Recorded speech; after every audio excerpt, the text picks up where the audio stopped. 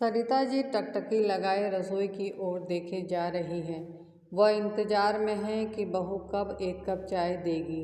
बहू आज सुबह से रसोई में जाने क्या क्या पकवान बनाए जा रही हैं। रसोई से कभी घी में भुनते मसालों की खुशबू आ रही है तो कभी हलवे की खुशबू। खुशबू जब इतनी लाजवाब है तो खाना खाने में कितना स्वाद होगा। सरिता जी मन ही मन खाने के स्वाद की कल्पना अपने मन में कर रही हैं और सोच रही हैं, खाने की खुशबू जब इतनी लाजवाब है तो खाना दिखने में कैसा होगा। सरिता जी के मन में खाने की खुशबू से उसे देखने की तीव्र इच्छा होने लगी। वह पानी पीने के बहाने रसोई में जाने लगी। तभी बहू अमिता उन्हें देखकर चिल्लाई, क्या चाहिए आपको? अभी कुछ नहीं बना है। सरिता जी बोली, बहू मुझे पानी की प्यास लगी है, मुझे पानी पीना है। बहू बोली, जाकर बाथरूम के नल से पानी पी लो। रसोई में आकर मेरा दिमाग खराब मत किया करो। मुझे कोई डिस्टर्ब करता है तो मैं सब कुछ भूल जाती हूँ। यह देखो, मैं भूल गई ना, आपके चक्कर में मैंने खीर में शक्कर डाली कि नहीं। तभी कहती हूँ मुझे रसोई में आकर डिस्टर्ब ना किया करो, लेकिन इतनी सी बात आपको समझ में नहीं आती है। बेचारी सरिता जी तो खाने का रंग देखना चाहती थी कि खाने की खुशबू जब इतनी लाजवाब और मनमोहक है तो वह दिखने में कैसा होगा। लेकिन उनकी मन की इच्छा मन में ही दबी रह गई। बेचारी को चार बातें मुफ्त में ही सुननी पड़ गई।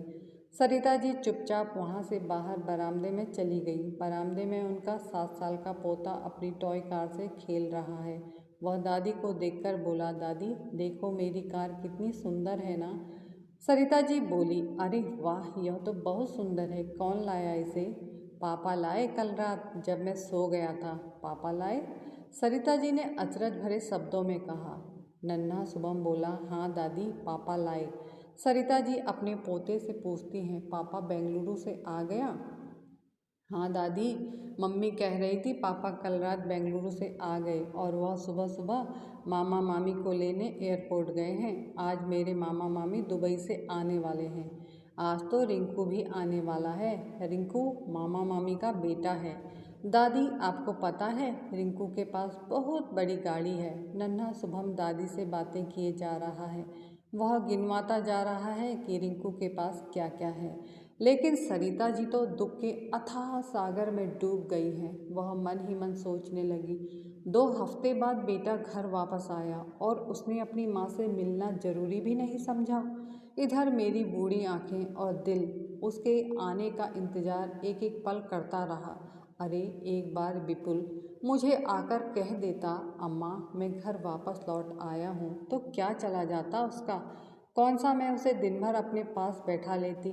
मुझे भी पता है वह बहुत बड़ा आदमी है, उसे बहुत काम रहते हैं। इतने में रसोई से बर्तन गिरने की आवाज़ आई। सरिता जी सपनों की दुनिया से यथार्थ की दुनिया में आ जाती हैं। बहू शुभम पर चिल्ला रही है, तुझे कितनी बार कहा है जब मैं रसोई में काम करती हूँ तो मुझे परेशान करने मत आया कर। तुझे बात समझ में नहीं आती है? लीला, ओ लीला, कहाँ मर गई? काम के समय सब जाने कहाँ मर जाते हैं। घर की नौकरानी दौड़ी हुई आई और बोली, जी दीदी कुछ काम है। बहू चिल्लाती हुई बोली, कहाँ मर गई थी? नौकरानी बोली, दीदी आपने ही तो कहा था ऊपर मेहमानों वाला कमरा और ड्राइंग रूम साफ कर दे, वही कर रही थी। अच्छा अच्छा ठीक है, हो गया साफ सफाई का काम? बहू बोली, हाँ दीदी हो गया।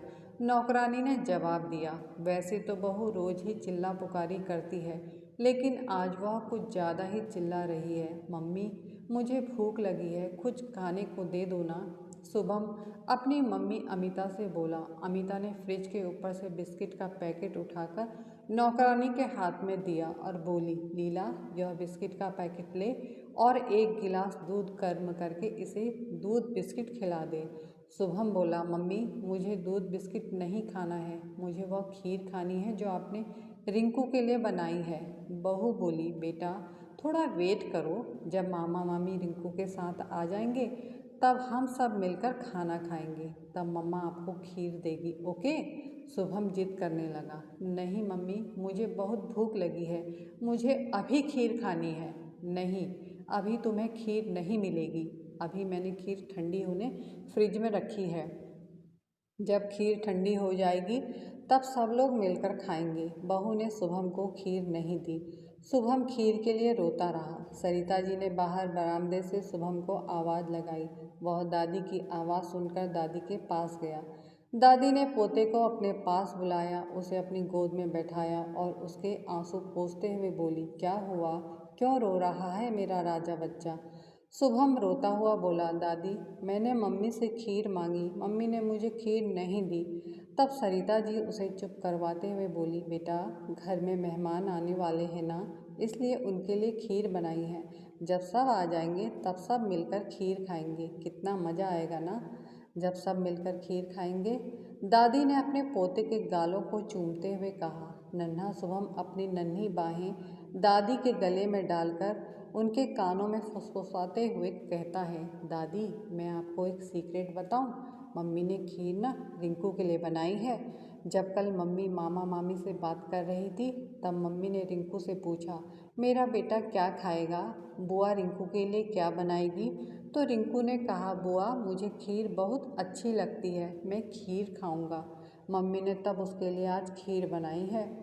सरिता जी मन ही मन सोचने लगी, बच्चे का मन रखने के लिए बहू थोड़ी सी खीर उसे दे देती तो उसके मन में यह भेदभाव नहीं आता।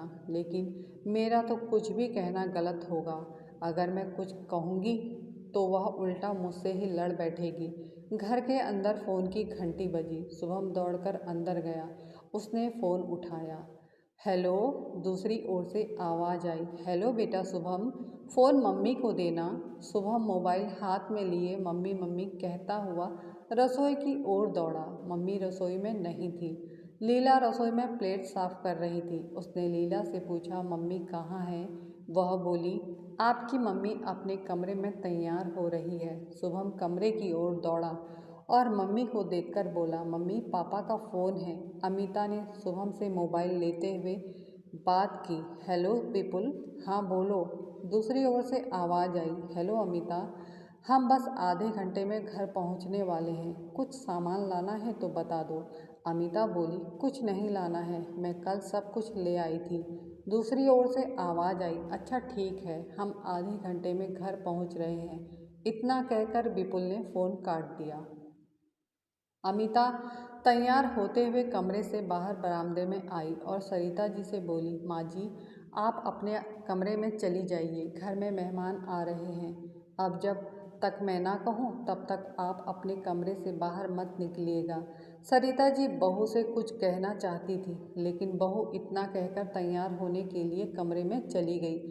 सुबह के 11 बज चुके थे। बहू ने सरिता जी को अभी तक एक कप चाय तक नहीं दी थी और ना ही लीला से कहा कि माँ जी को एक कप चाय बनाकर दे दे। नाश्ता तो बहुत दूर की बात है, बहू अपना सुबह सुबह अंग्रेजी नाश्ता कर लेती है, क्या कहते हैं उसे, जिसमें मक्का के चिप्स को दूध में भिगाकर खाते हैं। अब हम पुराने लोगों का पेट तो रोटी सब्जी से ही भरता है। सरिता जी चुपचाप से उठकर घर के पीछे बने सर्वेंट रूम में चली गई, क्योंकि वही सरिता जी का कमरा था जहां सामान के नाम पर एक फोल्डिंग चारपाई, कुछ बिस्तर और एक टेबल पंखा रखा था। पानी पीने के लिए एक मिट्टी का मटका था जिसके ऊपर एक थाली, एक गिलास और एक कटोरी रखी है। सरिता जी चुपचाप अपने कमरे में आकर घड़े से पानी निकालकर पीती हैं और चारपाई पर लेट जाती हैं। दीदी दीदी, घर की नौकरानी लीला बहू के कमरे के दरवाजे के बाहर खड़ी होकर आवाज़ लगाती है। बहू दरवाज़ा खोलकर कहती है, क्या है लीला, मैं अभी तैयार हो रही हूँ, मुझे डिस्टर्ब मत कर। दीदी मुझे आपसे कुछ ज़रूरी बात करनी है। हाँ बोल। वह दीदी मुझे आज जल्दी जाना था, बहू कान में टॉप्स पहनते हुए कहती है। लीला तुझे पता है ना आज घर में मेहमान आ रहे हैं, ऐसे वैसे मेहमान नहीं, मेरे भैया भाभी आ रहे हैं अपने बेटे के साथ दुबई से। आज तो तुझे जल्दी छुट्टी नहीं मिलेगी, मैंने तुझसे एक हफ्ते पहले ही कह दिया था। अब तू ज़्यादा नखरे मत दिखा। दीदी मैं नखरे नहीं दिखा रही हूँ, माँ की सच में बहुत ज़्यादा तबीयत खराब है, उसे अस्पताल दिखाना है, मैं तो सुबह ही नहीं आ रही थी। लेकिन आपने मुझे एक हफ्ते पहले बोला था, इसलिए मैं आ गई। दीदी, किसी की मजबूरी समझो ना, वैसे भी मेरा माँ के अलावा इस दुनिया में कोई नहीं है। हाथ जोड़ते हुए लीला बोली। अच्छा अच्छा, चली जाना, पर मेहमानों के खाना खाने के बाद अब इसके आगे कुछ मत कहना, क्योंकि मेहमानों के खाना खाने से पहले तो मैं तुझे जाने नहीं दूंगी। लीला सर झुकाकर रसोई में चली गई। बाहर कार के हॉर्न की आवाज़ आई। बहू चिल्लाई, लीला, जाकर गेट खोल दे। लीला ने गेट खोला और कार गेट के अंदर आई। चारपाई पर लेटी सरिता जी को आंख लग गई थी। बुढ़ापे में दिन भर में जाने कितने बार आंख लग जाती है और रात भर नींद नहीं आती। सोचते हुए कार के हॉर्न से सरिता जी की आंख खुली। वह समझ गई बहू के दुबई वाले भैया भाभी आ गए। कार के हॉर्न की आवाज़ सुनकर टीवी देख रहे शुभम ने बाहर दौड़ लगाई तो देखा पापा मामा मामी और रिंकू को लेकर आ गए हैं। भीतर से अमिता सज धज कर अपने भैया भाभी का वेलकम करने दरवाजे पर आ खड़ी हुई। शुभम माँ के आंचल को पकड़ता हुआ माँ के पीछे छिपने लगा। इतने में रिंकू दौड़ता हुआ आया और अमिता के पैर छूता हुआ बोला, बुआ, पाए लागू। अमिता नन्हे रिंकू के यह शब्द सुनकर चौंक गई। दुबई में रहने वाला बच्चा कितने प्यार से पैर छूकर पाए लागू बोल रहा है। अमिता ने भैया भाभी का स्वागत किया। इतने में ही अमिता का भाई शुभम को देखकर बोला, मम्मी के पीछे छिपने वाला बच्चा कौन है? विपुल बोला, शुभम, मामा मामी को प्रणाम करो। शुभम माँ के पीछे से निकलकर जल्दी से मामा मामी को प्रणाम करने लगा। जैसे ही वह फिर से मम्मी के पीछे छिपने के लिए जाने लगा, उसके मामा ने उसे गोद में उठा लिया। अमिता बोली, भाभी, रिंकू ने यह सब कहाँ से सीखा? तब अमिता की भाभी बोली, तुम्हारे भैया और मैं अपने काम में व्यस्त रहते हैं। रिंकू दिन भर मम्मी पापा के साथ रहता है। वह यह सब उन्हीं से सीखा है। अमिता सबको ड्राइंग रूम में लेकर आई। लीला सबके लिए ठंडाई लेकर आई। सबने ठंडाई पी और खूब सारी गपशप की। सरिता जी उनके हंसने की आवाज़ सुन रही थी। मन ही मन सोच रही थी, जाने कब बहू खाने के लिए आवाज़ लगाएगी। वह अपनी चारपाई से उठी। जैसे ही वह कमरे से बाहर जाने लगी, उनके दिमाग में बहू के द्वारा कही गई बातें याद आ गई। वह फिर से अपनी चारपाई में आकर बैठ गई। वैसे अगर दिन भर कमरे में बैठे रहो या बिस्तर पर पड़े रहो तो इतनी बेचैनी नहीं होती, लेकिन जब कोई काम को मना कर देता है तो उस बंदिश में मन बेचैन हो जाता है। वही हाल सरिता जी का उस छोटे से कमरे में हो रहा था। बहू की आवाज़ आ रही है, भाभी, जरा पनीर तो टेस्ट करके देखो कैसा बना है। विपुल की आवाज़ आ रही है, हाँ भाई, आज अमिता ने सुबह 5 बजे से रसोई संभाली है। बहुत मेहनत की है आज आपकी बहन ने। बहू कह रही है, लीला, फ्रिज में से खीर निकाल कर ले आओ, मेरा राजा बेटा रिंकू खीर खाएगा। बुआ ने स्पेशल खीर बनाई है अपने राजा बेटा के लिए। शुभम, कहाँ हो? आओ, खीर खा लो। सुबह से लड़का खीर मांग रहा था, अब इसका पता नहीं है। लीला, जरा देखना शुभम कहाँ है। लीला खीर का बर्तन डाइनिंग टेबल पर रखते हुए बोली, दीदी, शुभम बाबा तो टीवी देखते देखते सो गए। सो गया?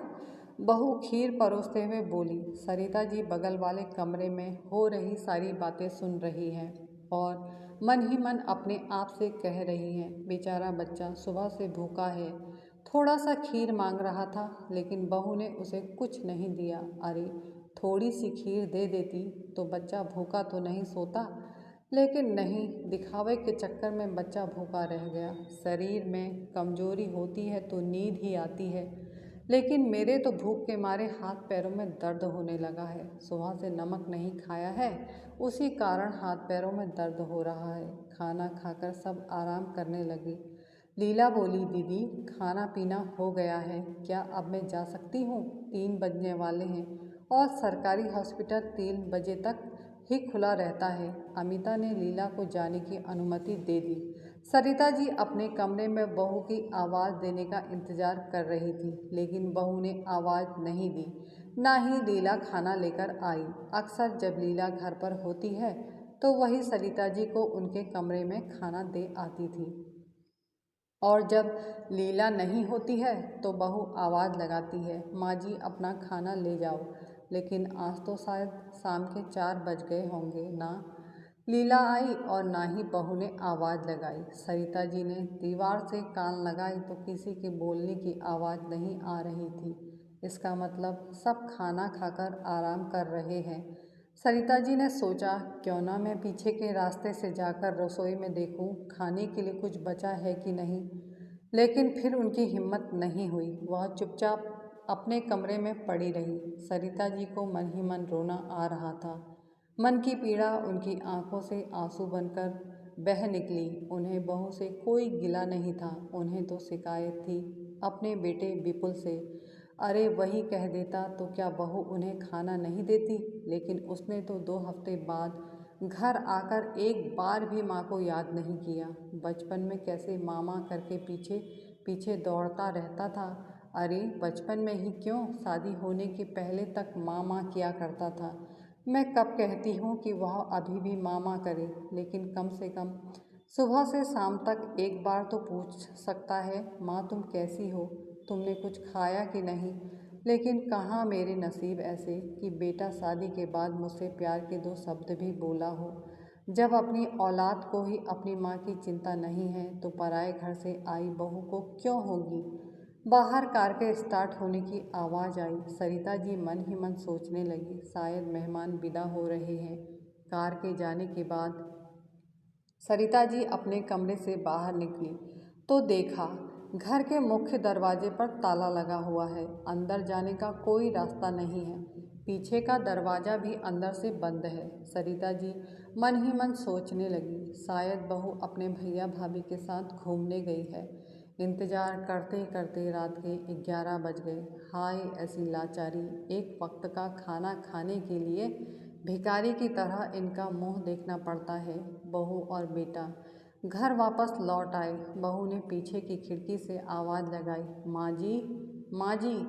सरिता जी का एक मन किया, अपने आप आवाज़ लगाती है, रहने दो, मैं क्यों जाऊँ। लेकिन पेट की भूख ने उन्हें मजबूर कर दिया। वह बहू के बुलाने पर सीधे रसोई में गई। बहू रसोई में खड़ी थी। बोली, माँ जी पहले ज़रा चूल्हा चौका कर दो, उसके बाद खाना खा लेना। क्योंकि आज लीला बहुत जल्दी घर चली गई थी, इसलिए वह चूल्हा चौका करके नहीं गई। उसके बाद अपनी थाली में रखा हुआ खाना अपने कमरे में ले जाना।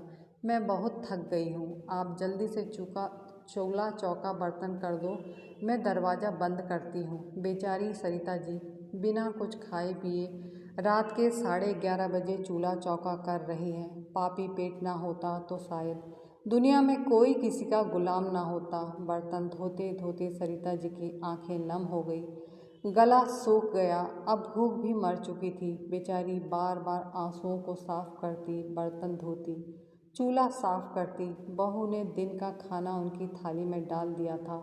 वह चुपचाप चूल्हा चौका करके अपने कमरे में जाने लगी। तभी बहू ने पीछे से आवाज़ दी, अरे अपनी खाने की थाली तो लेती जाइए। सरिता जी ने खाने की थाली पकड़ी और चुपचाप अपने कमरे में ले आई। खाने की थाली लेकर खाने बैठी तो उनसे खाया नहीं गया, क्योंकि आंखों में आंसू थे, गला बिल्कुल बंद हो चुका था। उनके कमरे के दरवाजे के सामने एक कुत्ता न जाने कहाँ से आया। उन्होंने वह खाने की थाली कुत्ते के आगे पलट दी। लगता है कुत्ता बहुत दिनों से भूखा था, जल्दी जल्दी सारा खाना खा गया। बेटे ने अपनी माँ को इस तरह से नज़रअंदाज किया कि माँ का दिल आज टुकड़े टुकड़े हो गया। कहानी देखने व सुनने के लिए आप सभी का तहे दिल से धन्यवाद। अगर आपको मेरी यह छोटी सी कहानी पसंद आई हो तो मेरे चैनल को सब्सक्राइब करना मत भूलिएगा और साथ में लाइक का बटन दबाना मत भूलिएगा। कहानी अपने दोस्तों और मित्रों को शेयर अवश्य कीजिएगा। धन्यवाद।